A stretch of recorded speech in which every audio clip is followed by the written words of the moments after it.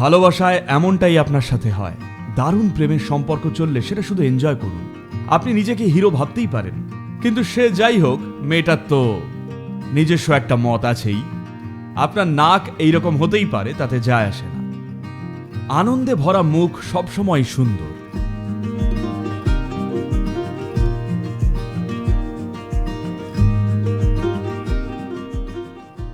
সদ্গুরুজি, আমাদের কলেজে এটা খুবই চলতি একটা ব্যাপার।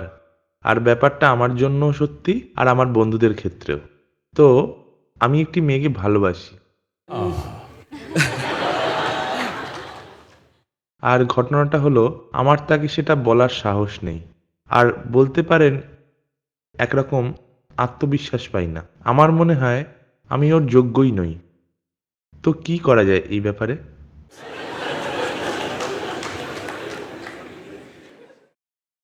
আপনি তাকে ভালোবাসেন নাকি তার প্রেমে পড়েছেন?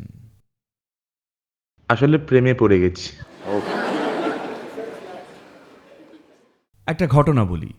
মাতাল হয়ে ওঠার আগে একজন ব্যক্তি, ইনি ছিলেন শিলং ইউনিভার্সিটিতে। शंकरन पिल्लाई। আর উনি ওনার পিএইচডি করছিলেন।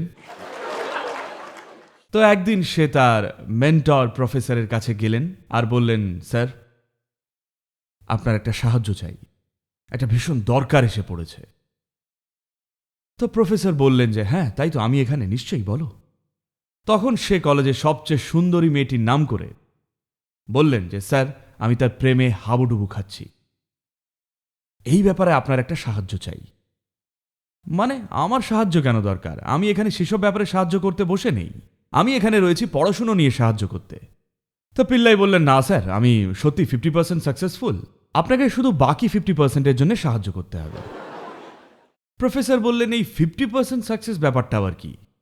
সে বলল, আমি তার প্রেমে হাবুডুবু যে খাচ্ছি সেটা সে জানে না, বাকি 50%-এর জন্য আপনাকে সাহায্য করতেই হবে।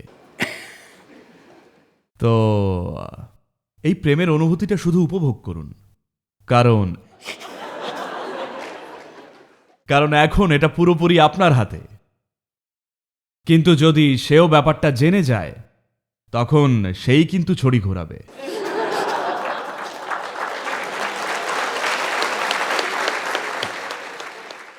আমি বলছি না কারোর প্রেমে পড়া উচিত নয়, শুধু বলছি যে বাঁচার জন্য তাড়াহুড়ো করবেন না।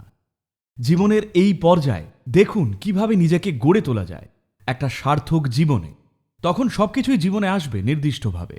যদি বেশি আগে জীবনটাকে বাঁচতে যান, তাহলে জীবনে বেড়ে ওঠার যে অন্যান্য দিকগুলো, সেগুলো থমকে যাবে। শুধু যেহেতু আপনি আবেগে জড়িয়ে পড়েছেন, তাই এখন যখনই মেয়েটি বলবে কাল সকালেই আমি তোমার সাথে আসছি, তখন সঙ্গে সঙ্গে চাকরি খোঁজা শুরু করবেন। ইঞ্জিনিয়ারিং পড়া শেষ হয়নি, তাই তখন চালানোর জন্য একটা অটোরিকশা খুঁজবেন। আরে ঠিক এইসবই কিন্তু ঘটবে। ভালোবাসায় এমনটাই আপনার সাথে হয়। তাই একটা দারুণ প্রেমের সম্পর্ক চললে সেটা শুধু এনজয় করুন, মেয়েটিকে বলবেন না।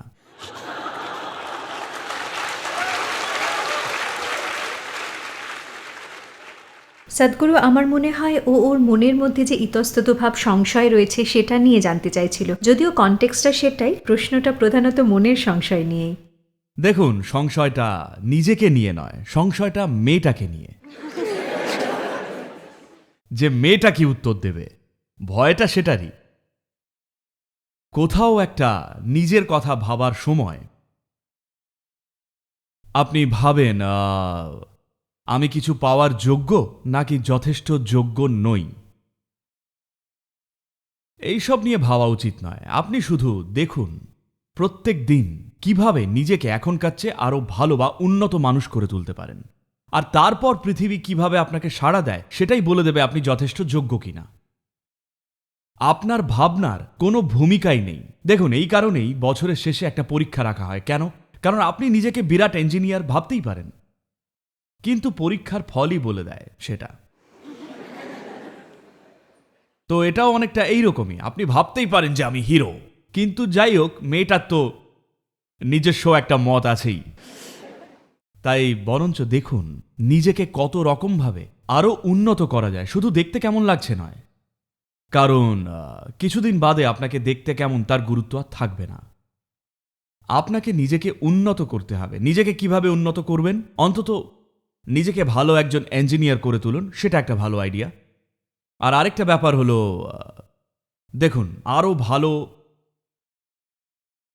উন্নত মানে কি কি সেই একটা জিনিস যা সবসময় মানুষকে টানে, কেন কাউকে দেখতে দারুণ লাগে।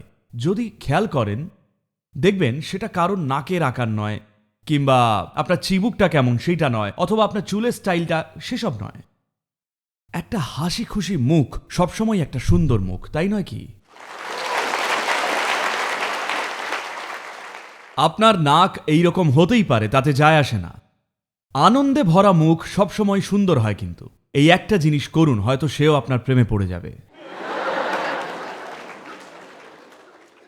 আনন্দের আলোয় আকর্ষণীয় হয়ে উঠুন। সেইটা হলে সবাই কিন্তু আপনার দিকেই তাকিয়ে থাকবে, তাই না?